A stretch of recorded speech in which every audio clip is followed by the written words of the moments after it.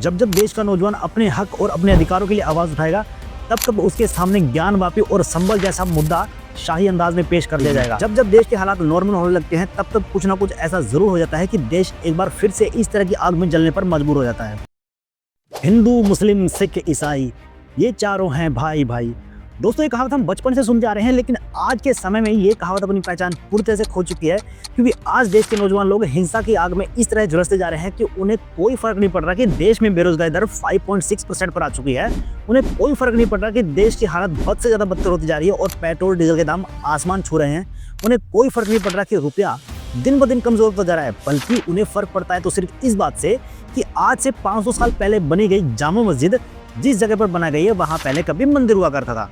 क्योंकि आज से 500 साल पहले बाबर ने जो किया, उसका बदला लेना वो आज जरूरी समझता है, बजाय इसके कि सड़कों के क्या हाल है और अधिकारियों की लापरवाही के कारण 3 लोग अपनी जान से हाथ धो बैठे।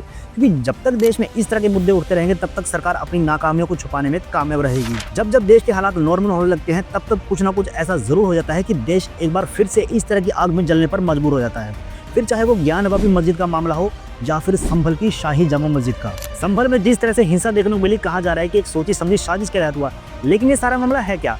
संभल की शाही जामा मस्जिद को बाबर ने 1526 में अपने शासनकाल में बनवाया था और हाल ही में अपनी जो हिंसा देखी वो इसी जामा मस्जिद के सर्वे को लेकर हुई थी। दरअसल एक वकील है हरिशंकर जैन, ये वही वकील हैं जो ज्ञानवापी मस्जिद के मामले में भी सामने आए थे। इन्होंने और कुछ और लोगों ने मिलकर जिला कोर्ट में एक अपील दायर की कि जिस जगह पर शाही जामा मस्जिद को बनाया गया है, वहां पर कभी भगवान हरिहर का मंदिर हुआ करता था।